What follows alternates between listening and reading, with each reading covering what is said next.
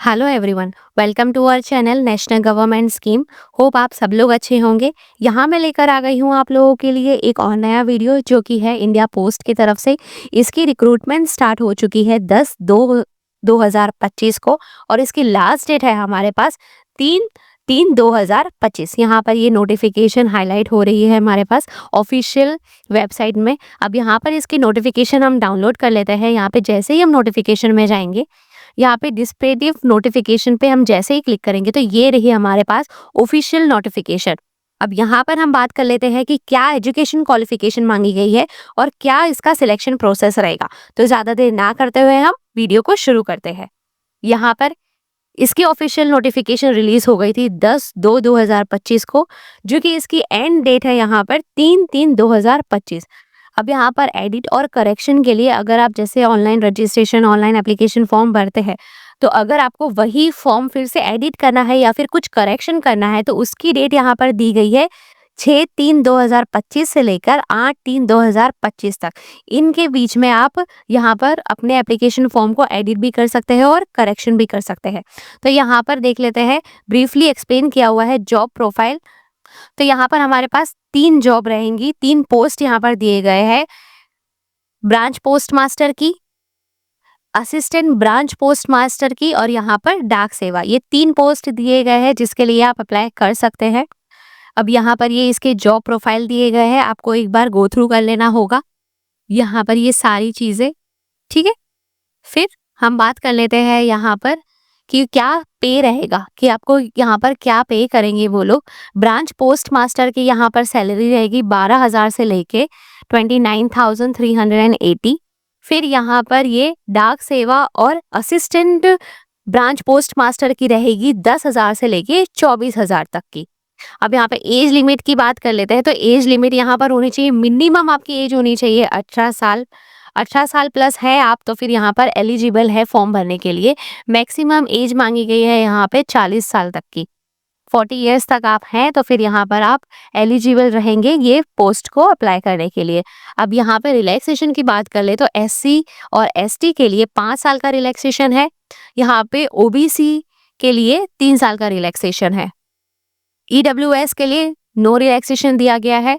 अब यहाँ पर पर्सन ऑफ डिसेबिलिटी PWD के लिए 10 साल का रिलैक्सेशन दिया गया है। यहाँ पे person of disability PWB plus OBC के लिए 13 साल का रिलैक्सेशन दिया गया है।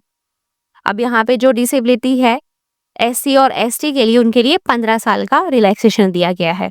एजुकेशन क्वालिफिकेशन यहाँ पर मांगी गई है कि अगर आपने 10th पास किया है तो आप एलिजिबल है यहाँ पर ये ऑनलाइन एप्लीकेशन फॉर्म भरने के लिए।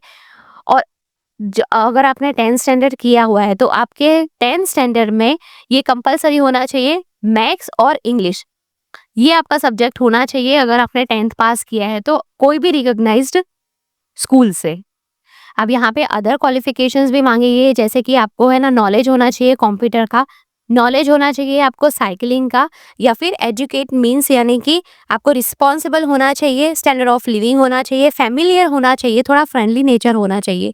ये सारी चीजें आपको मांगी गई है यहाँ पर। अब रिजर्वेशन की बात कर लेते हैं। तो यहाँ पर SC ST OBC PWB और EWS के लिए यहाँ पे रिजर्वेशन दी गई है। अब कितनी रिजर्वेशन दी गई है तो वो आप आगे बात कर लेते हैं।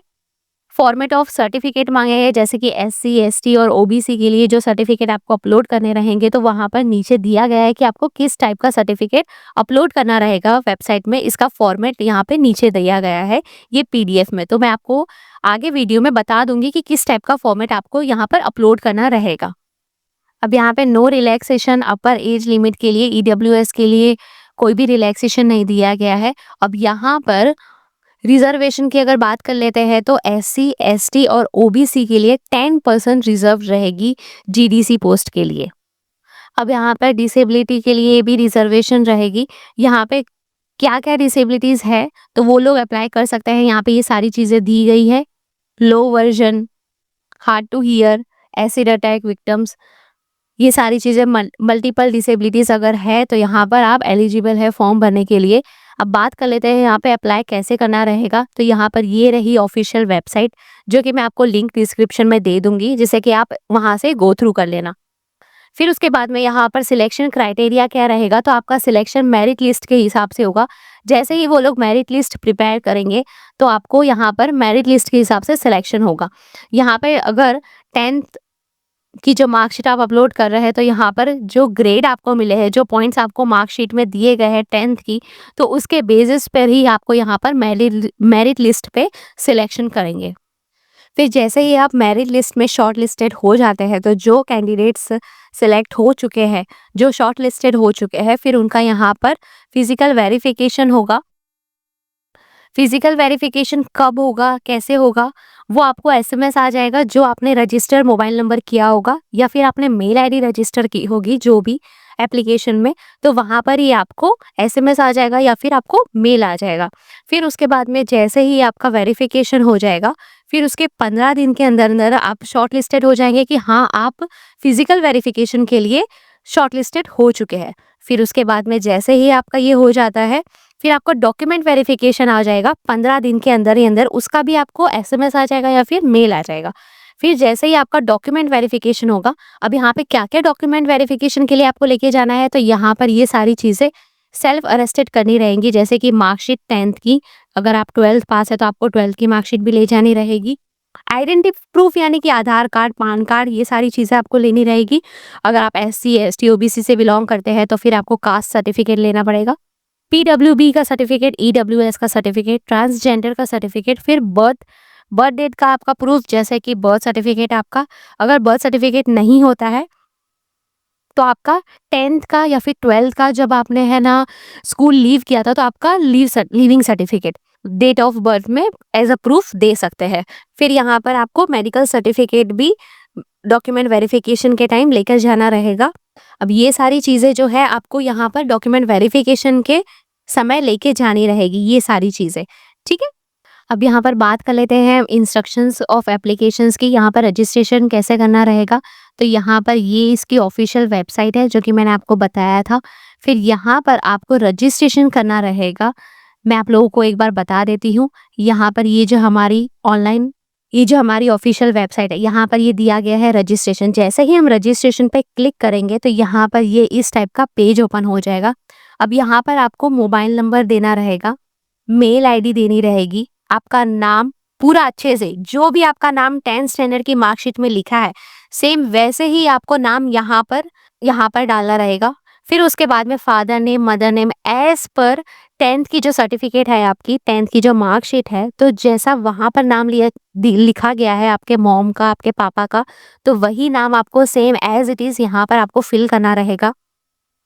फिर यहाँ पे डेट ऑफ बर्थ, फिर आपको यहाँ पर सिलेक्ट कर लेना है मेल, फीमेल या ट्रांसजेंडर, ये आपको सिलेक्ट कर लेना रहेगा।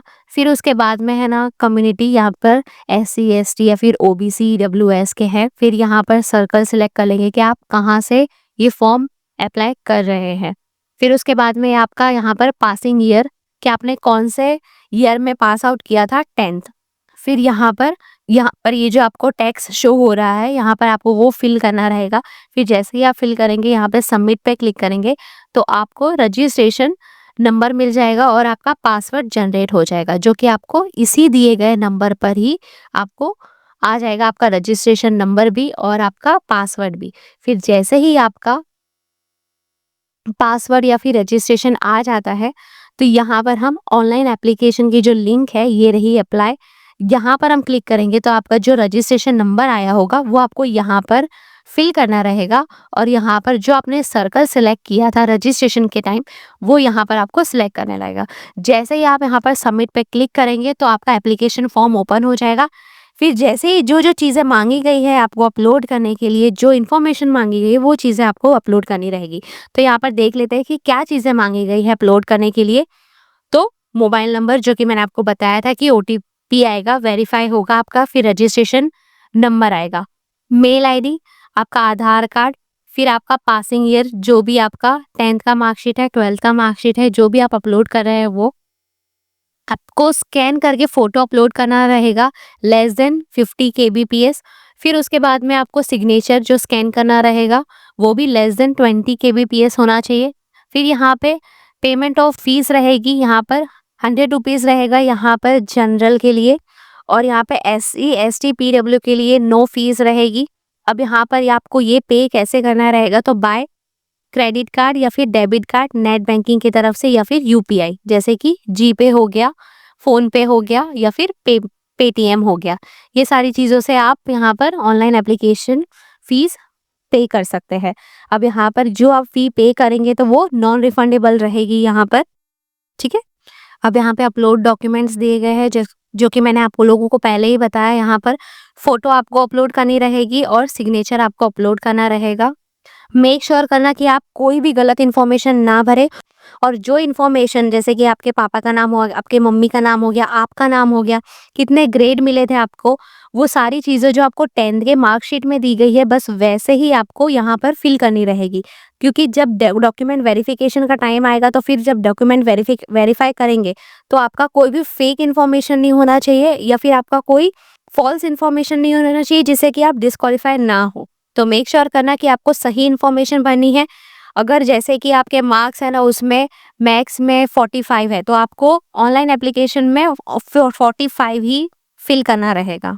अब बात कर लेते हैं यहाँ पे लोकल लैंग्वेज की, जो कि आपको ऑनलाइन एप्लीकेशन फॉर्म में सिलेक्ट करना रहेगा। अब जैसे कि आप गुजरात से है तो आपको गुजराती लोकल लैंग्वेज आनी ही चाहिए। वहाँ पर आपको फिल करना रहेगा कि हाँ आपको लोकल लैंग्वेज आती है, पढ़ना आता है, लिखना आता है और बोलना आता है। अगर आप हिमाचल या फिर हरियाणा साइड से है तो भी आपका यहाँ पर हिंदी लोकल लैंग्वेज मांगी गई है। तो आपको हिंदी लैंग्वेज बोलना आना चाहिए, लिखना आना चाहिए और पढ़ना आना चाहिए, ठीक है। तो यहाँ पर ये सारी चीज़ें दी गई है लिस्ट ऑफ लोकल लैंग्वेज की। यहाँ पर आप देख लेना कि क्या क्या चीज़ें, कौन सी चीज़ें मांगी गई है लोकल लैंग्वेज में। ये रहा हमारे पास फॉर्मेट एससी और एसटी सर्टिफिकेट का, इस टाइप का सर्टिफिकेट होना चाहिए, ठीक है। होप आप लोगों को ये वीडियो पसंद आई होगी। प्लीज़ सब्सक्राइब कीजिए, लाइक कीजिए एंड शेयर कीजिए। Thanks for watching this video. Thank you.